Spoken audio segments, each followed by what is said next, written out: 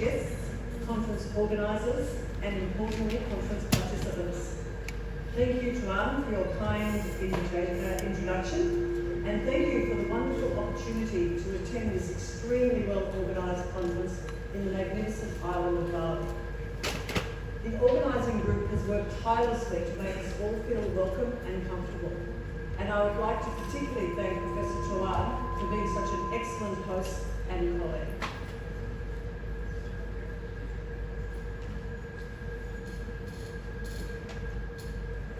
Publishing with integrity in the current globalised academic landscape requires an understanding of international institutions and also respect for localised norms.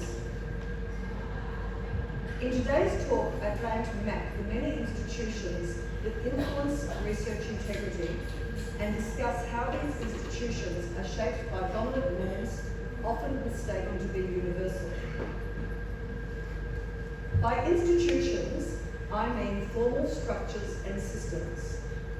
And by norms, I'm referring to informal values and practices. These institutions and norms should not be taken as either predestined or objectively good. They are not the only or even necessarily the best way to achieve responsible research. However, for better or for worse, they are the current rules of the game, and they must be dealt with in order to attain publication. While I'm mapping these institutions, I ask you to think about your own values and local norms, how these may overlap with or diverge from the universal norms often presented to us, how your own values and norms might help you navigate these international institutions with a view to publishing with integrity. Institutions to uphold research ethics arose as a response to the atrocities in World War II undertaken in the name of scientific research by the Nazis. In Helsinki in 1964, the World Medical Association developed ethical principles for medical research involving human subjects. The various policies and practices that have developed from these original beginnings have done so largely in the context of biomedical sciences. As such, they have been dominated by what we might call a positivist model of science. Importantly, the sorts of ethical principles and practices that we now work with are not only focused on protecting research subjects, but also on upholding the integrity of the hypo-deductive model of science. For example, protecting against plagiarism and data falsification. As with other areas of research, this biomedical model of ethics has been transposed to economics, business, and social sciences, with limited account for the differences in these disciplines. Unfortunately, I do not have time today to discuss the appropriateness and consequences of this move from the natural sciences to the social sciences. Nevertheless, it is vital to be aware of this paradigmatic imposition. However, an important feature is to note the manner in which the model of research ethics is focused on the rights of the individual, both in terms of the rights of the individual human subject respondent, but also in terms of the rights of the individual researcher and author. Another is the manner in which research ethics are shaped by professional organisations and increasingly by commercial organisations, an idea that I will return to when I discuss in greater detail about publishers. I have already mentioned that by institutions I mean formal structures and systems, and that by norms I am referring to informal values and practices. Recognising the coexistence between ethics as formal rules on one hand, and ethics as who we are, what we do, and how we relate to each other on the other hand, is vital to any ethical analysis of complex social phenomena. rely both on formal structured rules and informal relational norms and practices. The challenge is to make sure that the formal rules do not overwhelm or crowd out the informal relationships. The position that I have described here can be broadly defined as a pluralist position on ethics. To this effect, I'll be using the terms ethics, integrity, and responsibility interchangeably. While it could be argued that there are many differences between these concepts, and this would be an interesting discussion, for my purposes today, they are not distinct. I'm also not differentiating between publication and research. My focus here is on the integrity of the process of academic knowledge production, which for most of us coalesce in publishing, for that matter, publishing in journals.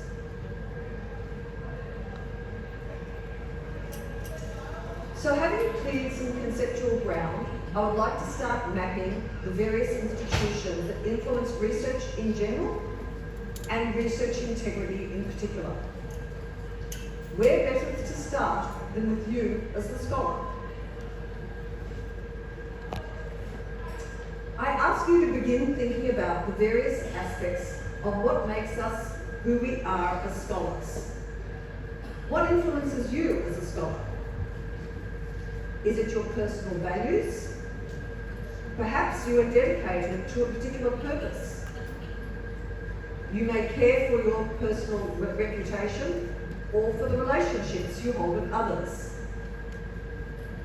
You may be motivated by specific performance incentives, employment security, or career advancement. It is these types of individual level characteristics and the behaviours associated with them that tend to be the focus of much ethical analysis, and also the focus on how to get people to behave ethically. Yet individual scholars are embedded in complex and interrelated relationships with each other and with institutions, all of which influence ethical practice. It is these institutions and practices which I will be exploring today. Focusing on the left-hand side of this slide, you will recognise that most scholars are employed at research institutions, commonly universities. We have met today the esteemed representatives of 3 universities here. I find in a discussion like this it is helpful to get specific. So as example, I will be using my own context. I hope this gives you an opportunity to reflect on your context, which will have some similarities but also many differences to mine. As a scholar, I sit within a department, though in other universities this may be called a school or a discipline. Many activities at department level might shape the manner in which scholars carry out their research and publishing. These activities give strong messages about what is valued and what is appropriate. I identify a few here. For many years, our department has had a formal supervision and performance management system for tenured and ongoing faculty. In this system, it is indicated to us what the expectations are for our different activities, including predominantly publication. Alongside this system, there are workload and financial incentives for publications. So we're given a lot of indication as to the manner in which publications, particularly publications in high-ranked journals, are valued. But to help us achieve these goals, the department also offers a lot of research support. We have a very professional and highly organised research committee that manages our research resources, but we also have more informal research interest groups where colleagues who share particular viewpoints get together and support each other. And we also have a number of practices, particularly aimed at early career researchers, around friendly reviewing and mentoring. We involve the PhD students in our research interest groups and have a dual supervision arrangement for PhD students, which means that every student works with two members of staff, normally from the Department of Management, but these can be from other departments in the faculty, or possibly even across the university. This allows the supervisors to share ideas and support each other, not just the students. Unfortunately, there is far less support provided to adjunct non-tenured staff, as is often the case in universities. Quite recently in 2023, at department level, we decided to develop a set of principles for the department, and these identify social contribution and inclusion as key to research and teaching. I will now move to the level of the business school. Our business school, as most, seeks to position itself with regard to measures of research excellence, which may or may not explicitly include research integrity. I will name 4 ways in which business schools can take advantage of global institutions to raise their status with regard to research excellence, and which may also bring emphasis to research integrity. First, and quite explicitly, there is direct branding and development of the profile of the business school, undertaken through public discourse, websites, presentations, me being here today even. But the websites and statements that are made publicly are often done so in the form of formal purpose and vision statements. Second, the business school often seeks external certification by external institutions. In the case of Monash, we always tell everybody that we are Triple Crown accredited. This includes the UK, European and US-based accreditations focused on business schools in some cases and management more specifically.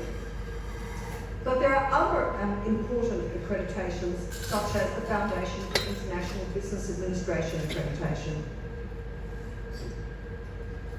Third, beyond accreditation, there of course are external rankings of business schools, such as the QS or the Times Higher Education rank, that we perhaps cannot influence directly, but we do seek to improve our standing in. And a final way in which business school can shape its research excellence and research integrity is through voluntary membership, becoming a signatory on international organisations that promote such endeavours. So, for example, the United Nations Principles of Responsible Management Education, which, as you can see from their from the screenshot here from their website, states its mission to be to develop the responsible decision makers of tomorrow.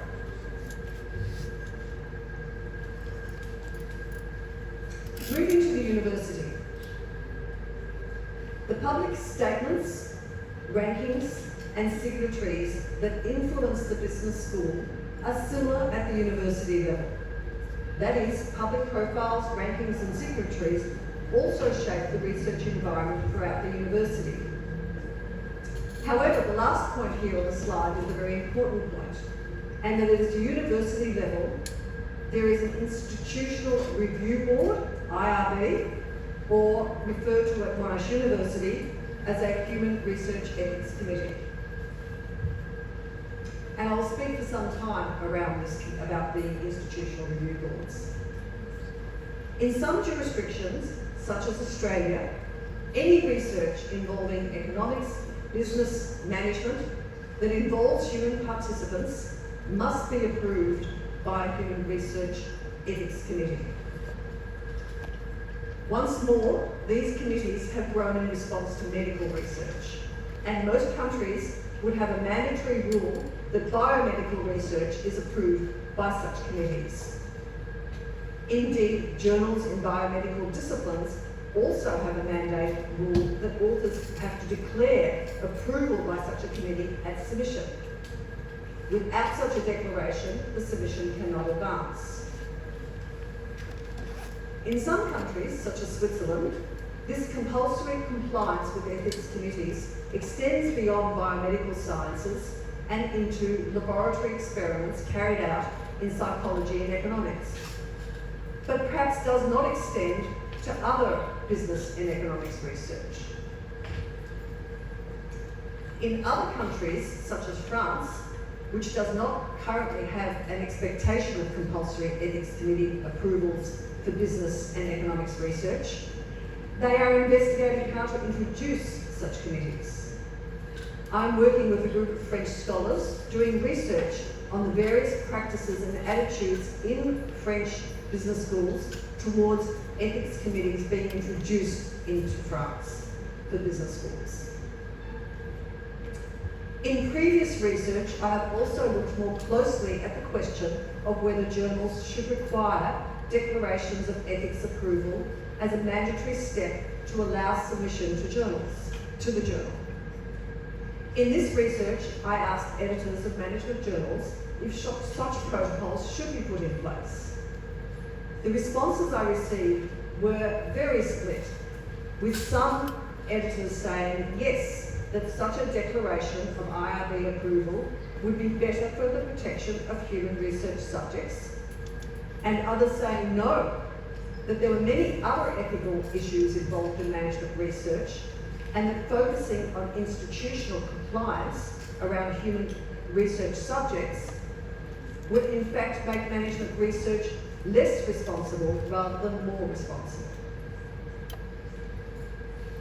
It could be argued that business research participants are not in need of protection because they are not particularly vulnerable. Indeed, they may be at a power advantage. Take, for instance, a CEO being interviewed by a junior scholar. However, business researchers employ a diverse range of research methodologies and explore many different topics. Consider the ethical issues involved in administering a survey through online platforms such as mTurk about sensitive topics such as bullying. Despite not being as invasive as medical research, perhaps drug trials or something like that, issues of consent, anonymity, conflict of interest, and data security abound in economics and business research. And ethics committees are significant institutions in the management of such ethical issues. Yet research committees are not necessarily the answer to all ethical dilemma. They absolutely have their limitations. Indeed, they can be experienced as a barrier to responsible research, in particular for innovative, more qualitative methodologies. Also, given the international universal structures and norms, they may be less able to represent local norms. For example, how do you deal with the voluntary consent of participants who are employed in state-owned enterprises?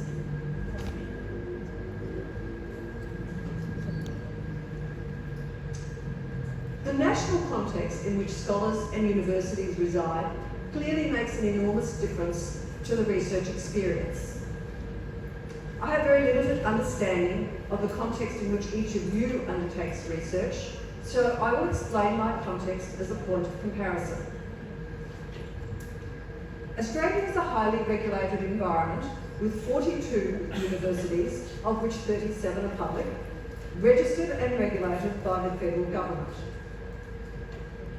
The universities organise and represent themselves through a peak body called Universities Australia. Governments may influence research in several ways, including through formal codes of conduct, and you see, I'll just continue, including through formal codes of conduct and major government grant bodies. You may have noticed in recent years that the Google Scholar profile pages display a widget reporting public access availability for publicly mandated projects. Here are screenshots from my Google Scholar profile showing that 2 projects that I've been involved with have mandated public availability of the manuscript. One mandated through the Australian Research Council and another through Swiss National Fund. The latter is because my co-author on that particular project was based in Switzerland, a factor that I will come to soon. Finally, beyond the regulated practices, there are of course the societal norms around what is expected from scholars and their institutions. Universities, as with any other institution in our society, operates only with a societal license to operate. This moves us across to thinking about scholars outside of universities, in their relationship with other scholars and other institutions. I really love this slide. It gives me a chance to see some of the people with whom I've worked just in the last few months, but also people with whom I've worked over many years.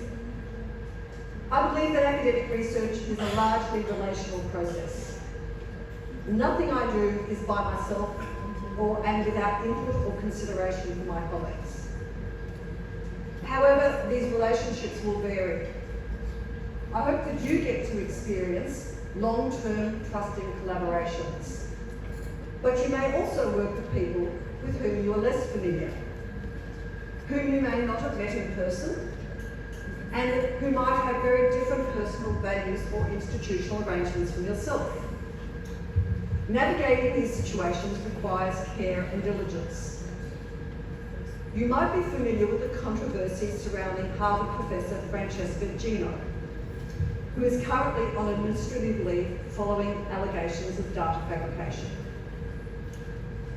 I have no comment at all on her actions, other than to note that even senior people in prestigious universities are subject to scrutiny, and that her co-authors have been profoundly affected by this scrutiny. The scrutiny originally came from an internet-based watchdog called Data Colada, comprising 3 independent scholars who, on their website, say that since 2013 have posted online quantitative analyses, replications, and or discussions of interest to at least 3 behavioural scientists. So I guess that's the 3 of them. In response to this scrutiny and the subsequent institutional investigations, many authors of Gino have combined to provide greater transparency of the data from the various studies on which she was an author. I note that as of July this year, Francesca Gino is suing the 3 scholars involved in Data Colada for defamation. For the sake of time, I will now move across to the link with journals, which is actually a logical next step for the discussion of collaborations.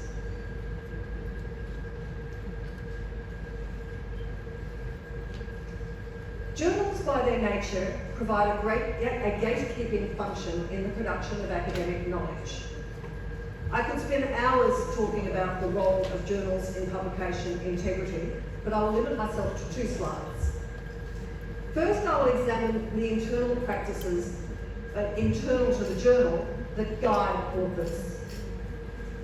To begin, the journal's submission guidelines most often don't just lay out technical information around the formatting of a paper and the like.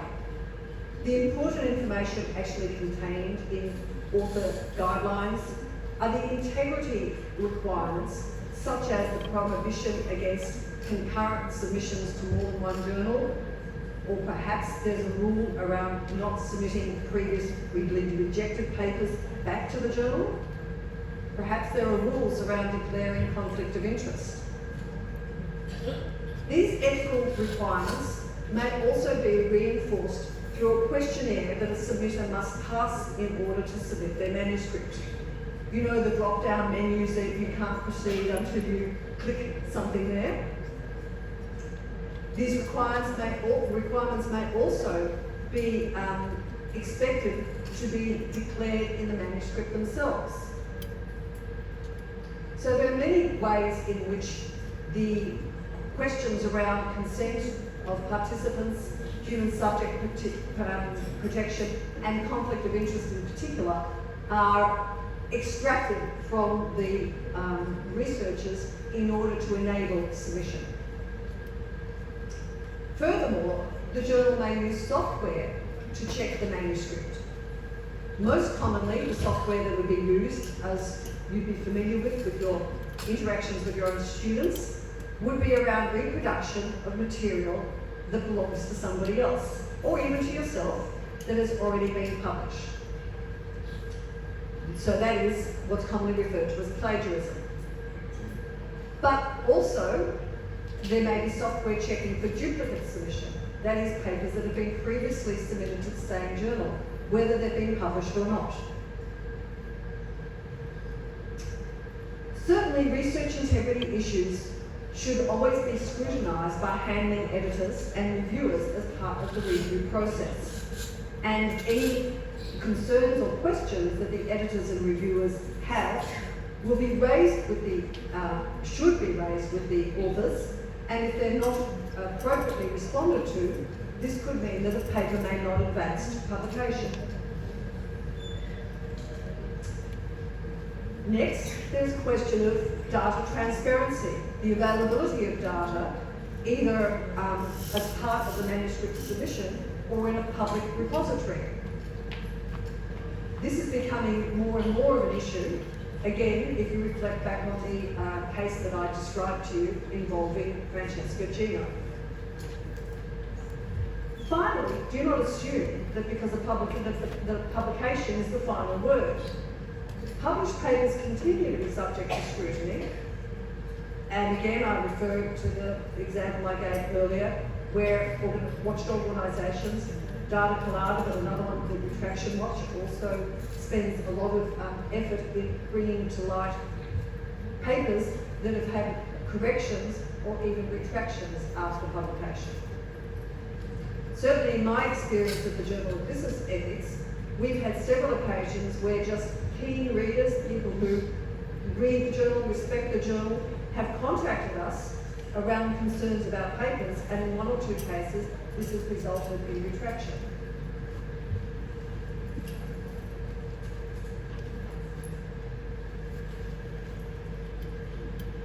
Moving to the broader environment in which journals operate, which also has many different institutions that shapes our research.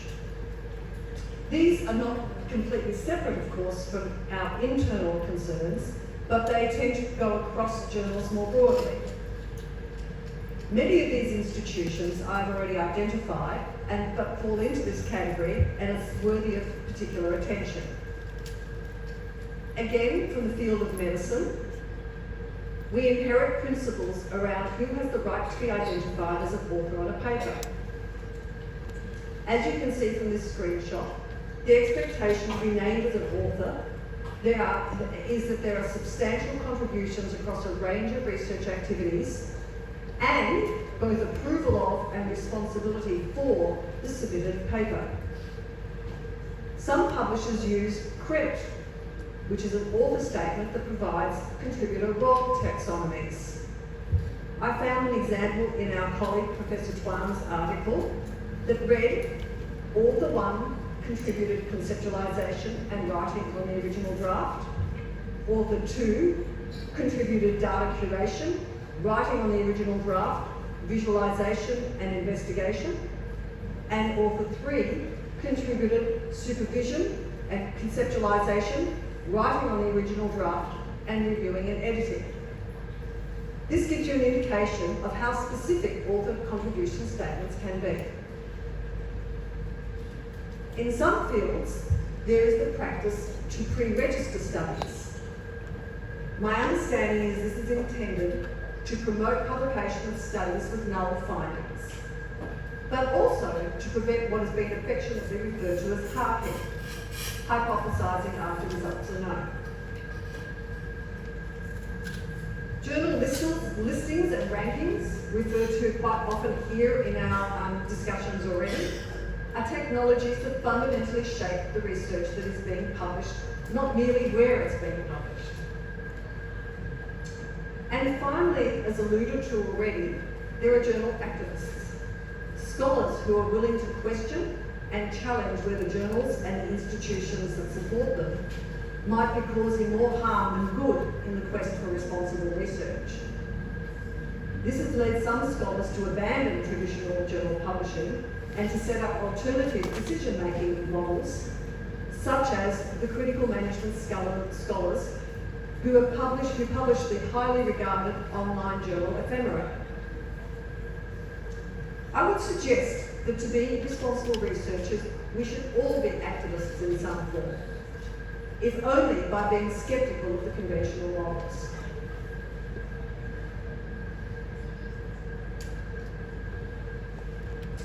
The publishers. What to say about the publishers without referring to the number one question put succinctly by the Guardian newspaper in 2017. Is the staggeringly profitable business of scientific publishing bad for science? Allow me to unpack this provocation, because it truly is obviously a provocation. To begin, it is a hugely profitable industry, returning exceptional margins, mostly in private hands. For example, Springer Nature is owned by private equity. In 2010, Elsevier's scientific publishing arm reported profits of 36%, higher than Apple, Google, or Amazon posted that year. How does the publishing industry achieve this? The answer is by extracting labour from scholars. Scholars create the work, funded largely by government, gives it to publishers for free. Scholars then assess the research and make recommendations for improvements, either in their roles as editors or reviewers, again, on a voluntary basis. The publishers then sell the product back to the universities, the government-funded institutional and university libraries, to be read by scholars who, in a collective sense, created the product in the first place. Yes, publishers have codes of conduct aimed at upholding integrity in their editorial process, such as the Springer Nature Code of Conduct displayed here. However, the focus of these codes is on the editing work undertaken by the voluntary scholars, rather than on the conduct of the publishers themselves. Hence, the publishers have the perfect business model, involving the appropriation of public goods for private benefits and the shifting of responsibility and risk from themselves and onto scholars. A recent change, which has not reduced any of the benefits to the publishers, has been a shift in the model from pay to read to pay to publish. That is, in many countries, university and governments fund agreements under which, instead of paying article processing fees for open access, the universities directly fund open access. It's not surprising that many scholars believe that the publishing industry exerts too much influence over what and how scholars conduct their research, and that it is ultimately bad for research itself. In my experience in the last few years as editor-in-chief of the Journal of Business Ethics, the influence of publishers has been increasing. For example, some publishers have introduced what they call a transfer service, where papers that are deemed to be unpublishable in one journal, instead of being rejected, are offered to be transferred to another journal belonging to the same publisher. And that's just one example. Having outlined significant problems with the current publishing model of journals, I would like to reflect a little more on my experience as editor-in-chief at Journal of Business Ethics, specifically with Springer Nature. All of what I've said above is true, and is the reality of the situation in which we have to manage. But the particular publishing editor of the journal, that is the Springer Nature person with whom we have worked directly, has cared and protected the journal for 17 years of his career. He has attended our journal meetings personally. He has personally attended business ethics conferences. And importantly, in that time, where possible, he has protected us from the vicissitudes of this publishing model previously outlined. However, relying on personal relationships has its limitations, and we only know too well because he's retiring at the end of this year. And our exposure to the institutional pressures from which we have been previously shielded in part by his generosity and understanding of what we were doing and his trust in us, this protection is likely to decrease. We also must learn how to navigate differently.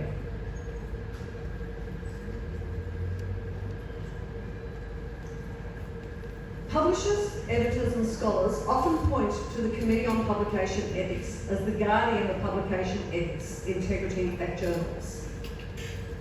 Most commercial publishers declare their membership of this organisation to demonstrate their ethical legitimacy. Scholars in conflict with journals, often due to complaints about rejection and the like, commonly threaten journals with claims that they will appeal to COPE. However, these are misunderstandings of the nature of COPE. COPE is a registered charity and membership-based organisation. Its members comprise primarily editors, but also publishers and universities and research institutes, not individual scholars. As with other ethics institutions, its origin is as a collective of medical journals. Furthermore, as you can see from this map, its representation is largely in the global north. This is a map showing not the general membership of COPE, but the membership of its trustee board and council, so therefore its executives. And you can see that predominantly, with very few exceptions and mostly in Australia, the membership is concentrated in the global north. Yet it provides general advice on policies and practices in publication ethics, but importantly has no enforcement capacity and no pretensions in this regard.